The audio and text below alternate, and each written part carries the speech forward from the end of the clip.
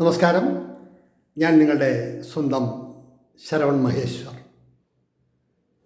കൃഷ്ണശിലയായി എന്ന എൻ്റെ പരമ്പരയിലെ 210ാമത്തെ എപ്പിസോഡാണിത്. ഇന്ന് ഞാൻ നിങ്ങളോട് പറയുന്നത് പ്രശസ്ത പിന്നണി ഗായകനും നാടകത്തിലെ സ്ഥിരം സാന്നിധ്യവുമൊക്കെയായ നടനും ഗായകനും ഒക്കെയായ ശ്രീ KS ജോർജിനെ കുറിച്ചിട്ടാണ്. അദ്ദേഹത്തിൻ്റെ മക്കളെ പരിചയമുണ്ട്. വർഷങ്ങൾ ഒത്തിരിയായി നേരിൽ കാണാനും സംസാരിക്കാനും ഒക്കെ കഴിഞ്ഞിട്ട്.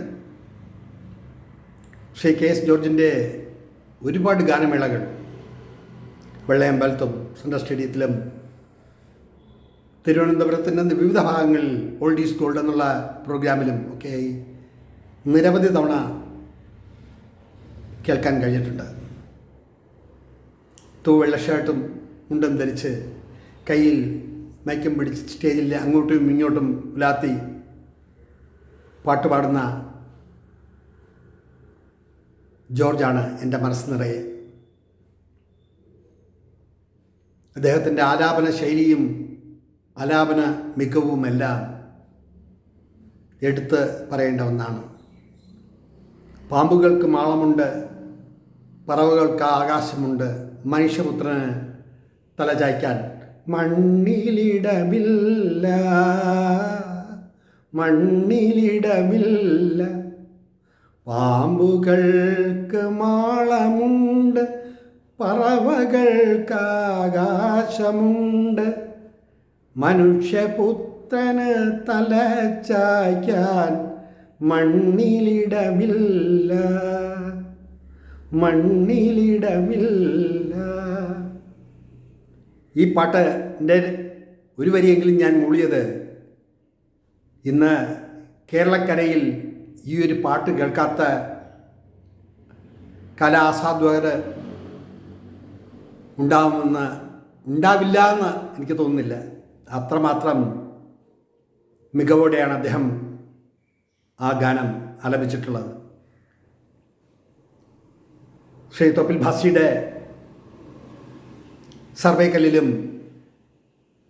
അതുപോലെ നിരവധി ചിത്രങ്ങളിലും നാടകങ്ങളിലുമൊക്കെ പാടിയ അദ്ദേഹത്തെ കണ്ട് ഒരുപാട് നേരമൊന്നും ഞാൻ സംസാരിച്ചിട്ടേയില്ല.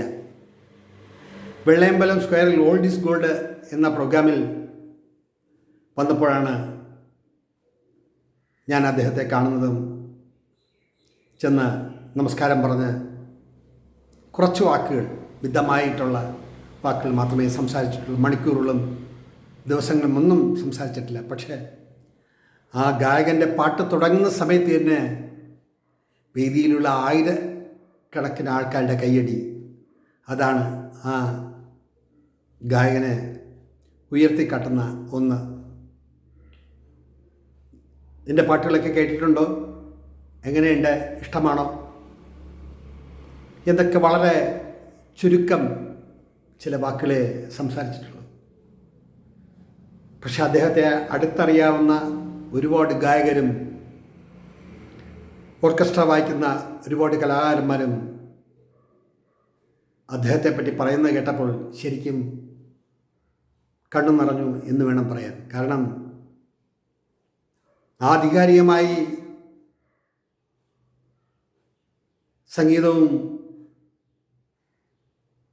സംഗീതത്തെക്കുറിച്ചുമൊക്കെ ഒരുപാട് പഠിച്ചിട്ടുണ്ടോ എന്ന് സംശയമാണ്.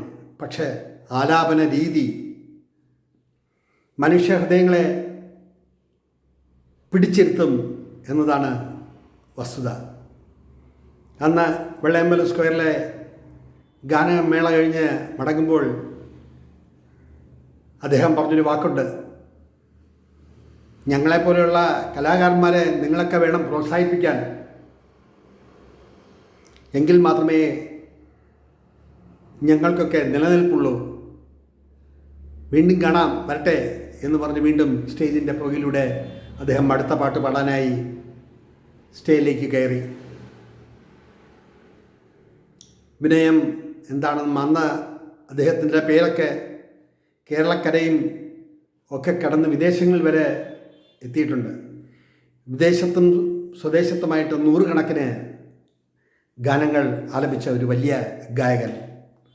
അദ്ദേഹത്തെക്കുറിച്ച് വളരെ വിശദമായി തന്നെ ഞാൻ ഇതിൽ എഴുതിയിട്ടുണ്ട്. എങ്കിലും ചിലതൊക്കെ പറയാം. പത്തനംതിട്ട ജില്ലയിലെ പുനലൂരിൽ 1926 ഡിസംബർ 2 ഒരു തൊഴിലാളി കുടുംബത്തിൽ ജനിച്ച ജോർജ് വളർന്നതും പഠിച്ചതുമെല്ലാം ആലപ്പുഴയിലാണ്. കുട്ടിക്കാലം മുതൽ സംഗീത തൽപരനായിരുന്നു എങ്കിലും കുടുംബത്തിലെ സാമ്പത്തിക ബുദ്ധിമുട്ട് കാരണം 4ാം ക്ലാസ്സിൽ പഠിത്തം നിർത്തി. ബീഡി തെറുപ്പിലൂടെ ആ തൊഴിലിലൂടെ മുന്നോട്ട് പോകേണ്ടി വന്നു. ആലപ്പുഴ ചെറിയ ഉണ്ണിത്താൻ ഭാഗവതരിൽ നിന്നും സംഗീതത്തിൽ ശിക്ഷണം നേടിയ ഇദ്ദേഹത്തിൻ്റെ കാലം ജീവിതത്തിന് തുടക്കം സെബാസ്റ്റ്യൻ കുഞ്ഞുകുഞ്ഞ് ഭാഗവതരുടെ കൈരളി കലാകുസുമത്തിലെ പ്രേമപൂജ എന്ന നാടകത്തിലെ പാട്ടും അഭിനയവുമായിരുന്നു. ബീഡി തെറുപ്പിൽ നിന്ന് ആലപ്പുഴയിൽ ഒരു കയർ ഫാക്ടറിയിലും പിന്നീട് പുനലൂർ പേപ്പർ മില്ലിലെ വിറക് ചുമട്ടുകാരനുമായ ഇദ്ദേഹത്തിൻ്റെ ജീവിതത്തിൽ വഴിത്തിരിവായത് അവിടുത്തെ ജോലിയായിരുന്നു. കമ്മ്യൂണിസ്റ്റ് പ്രസ്ഥാനം ആളിപ്പടർന്ന കാലത്ത് പുനലൂരിൽ നടന്ന കമ്മ്യൂണിസ്റ്റ് പാർട്ടി യോഗത്തിൽ ഒരു സമരഗാഥ പാടിയത് അദ്ദേഹത്തെ കൂടുതൽ ശ്രദ്ധേയനാക്കി. അത് കേട്ട ശ്രീ തോപ്പിൽ ഭാസി തൻ്റെ നാടകത്തിൽ പാടാൻ ഇദ്ദേഹത്തെ ക്ഷണിച്ചു. എൻ്റെ മകനാണ് ശരി എന്ന നാടകത്തിലൂടെ ഇദ്ദേഹം നാടക ഗായകനുമായി. 1952 KPSCയുടെ നിങ്ങളെന്നെ കമ്മ്യൂണിസ്റ്റാക്കി എന്ന നാടകത്തിലെ പാട്ടുകളോടെ ഇദ്ദേഹം ആലാപനത്തിൽ കയ്യൊപ്പിട്ടു. അന്നുവരെ കേരളം കേൾക്കാത്ത ഭാവ തീവ്രതയോടെ ഓരോ ഗാനവും അനശ്വരമാക്കി. ഇതിൽ അഭിനയിക്കുകയും ചെയ്തു. തുടർന്ന് സർവേക്കല്ല്, അശ്വമേധം തുടങ്ങിയ KPSCയുടെ ശബ്ദം തന്നെ ഇദ്ദേഹവും KPSC സുലോചനയുമായിരുന്നു. പിന്നീട് കാലം മാറുന്നു എന്ന സിനിമയിലും പാടാൻ അവസരം ലഭിച്ചു. ഈ സിനിമയിൽ സുലോചനയുമൊത്ത് ആലപിച്ച ആ മലർപ്പൊയ്കയിൽ എന്ന ഗാനം പ്രശസ്തമായി. കമ്മ്യൂണിസ്റ്റ് പാർട്ടി പ്രവർത്തകനായ ഇദ്ദേഹം അവസാന കാലത്ത് പാർട്ടി ഉപേക്ഷിച്ചു. ഇന്ത്യയിലും വിദേശത്തുമായി നൂറുകണക്കിന് വേദികളിൽ ഗാനമേളകൾ അവതരിപ്പിച്ചിട്ടുള്ള അദ്ദേഹം അസുഖബാധിതനായി. 1988 ജൂൺ 19 62-ാം വയസ്സിൽ അദ്ദേഹം ഈ ലോകത്തോട് വിട പറഞ്ഞു. അദ്ദേഹം മരിക്കുന്ന സമയത്ത്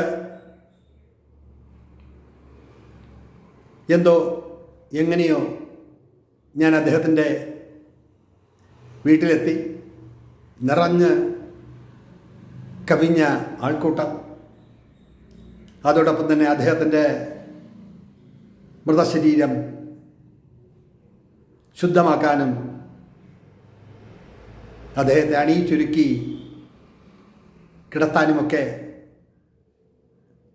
മുൻനിരയിൽ തന്നെ ഉണ്ടായിരുന്നു. എൻ്റെ മനസ്സിനെ ഇപ്പോഴും ഓർമ്മിപ്പിക്കുന്നത് എൻ്റെ അടുത്ത് വേണ്ട കാര്യങ്ങളൊക്കെ ചെയ്യുന്നതിന് വേണ്ടി നിന്നത് ഗായികയും നടിയും ഒക്കെയായ ശ്രീ KPSC സുലോചനയായിരുന്നു. അവരാണെന്നറിയാതെ, അവർ പേര് പോലും പറയാതെ എൻ്റെ അടുത്ത് നിൽക്കുകയും കണ്ണുനീർ തൂകി സാരിത്തലപ്പ് കൊണ്ട് പല ആവർത്തി തുടയ്ക്കുകയും ചെയ്തിരുന്നു. അന്ന് എത്രയോ മണിക്കൂറുകളാണ് അവിടെ ചെലവഴിച്ചത്. അപ്പോഴെല്ലാം എൻ്റെ മനസ്സിൽ ഓടി വന്നത് അദ്ദേഹത്തിൻ്റെ നാടക ഗാനങ്ങളാണ്. അവിടെ നിന്നും അദ്ദേഹത്തിനെ വഹിച്ചുകൊണ്ടുള്ള വാഹനം പാളയത്തെ LMS ചർച്ചിലാണെന്ന് തോന്നുന്നു ഓർമ്മ ശരിയല്ല, ലൈബ്രറി, പബ്ലിക് ലൈബ്രറിയുടെ ഓപ്പോസിറ്റുള്ള പള്ളിയിലാണെന്നാണ് എൻ്റെ ഓർമ്മ. അവിടേക്ക് അദ്ദേഹത്തെയും വഹിച്ചുകൊണ്ട് വണ്ടി പോകുമ്പോൾ 100 അല്ല 200 അല്ല, എത്രമാത്രം ജനങ്ങളാണ് ആ കലാകാരൻ്റെ പാട്ടുകൾക്ക്, അല്ലെങ്കിൽ ആ വലിയ കലാകാരനെ അനുഗമിച്ച് മുന്നോട്ട് നടന്നത്. ഒരു ജീവിതത്തിൽ കിട്ടുന്ന ഏറ്റവും മഹനീയമായ ചില നിമിഷങ്ങൾ. അദ്ദേഹം അറിയുന്നില്ലെങ്കിലും അദ്ദേഹത്തിൻ്റെ പാട്ടുകൾ ആസ്വദിച്ച ജനലക്ഷങ്ങൾ. അന്ന് എൻ്റെ ഓർമ്മ ശരിയാണെങ്കിൽ അവിടെ കൂടിയവരിൽ ഏറിയ പങ്കും കണ്ണിന് വാർക്കാണ്ട് കടന്നു പോയിട്ടില്ല എന്നതാണ് സത്യം. ഒരു വലിയ കലാകാരൻ, ഒരു വലിയ പാട്ടുകാരൻ ഇവിടെ ജീവിച്ചിരുന്നു എന്നതിന് ഇതിൽ കൂടുതൽ എന്ത് സാക്ഷ്യപത്രമാണ് വേണ്ടത്? ഒരു വലിയ കലാകാരനെ അല്ലെങ്കിൽ ഒരു വലിയ ഗായകനെ കാലം എത്ര കഴിഞ്ഞാലും ഓർക്കുന്നു. എത്രയോ വർഷങ്ങൾ കഴിഞ്ഞിരിക്കുന്നു. ഇന്നും അദ്ദേഹത്തെക്കുറിച്ച് ഞാൻ പറയുമ്പോൾ എൻ്റെ മനസ്സിലും ഒരു വിങ്ങലുണ്ട്. കാരണം കടന്നു പോയ കാലഘട്ടത്തിൽ പാട്ടുകളുടെ തമ്പുരാക്കന്മാർ പോലെ വാണ എത്രയോ പേർ. അതിലൊരാളാണ് ശ്രീ KS ജോർജ്. അദ്ദേഹത്തിൻ്റെ പാട്ടുകൾ മലയാള മനസ്സിൽ എന്നും നിലനിൽക്കും എന്ന് പറഞ്ഞുകൊണ്ട് അദ്ദേഹത്തെക്കുറിച്ചുള്ള ഈ സ്മരണകൾ, ഈ ഓർമ്മകൾ നിങ്ങളുടെ മുന്നിൽ ഞാൻ അവതരിപ്പിച്ചു എന്ന് മാത്രം. നിർത്തട്ടെ. നന്ദി, നമസ്കാരം.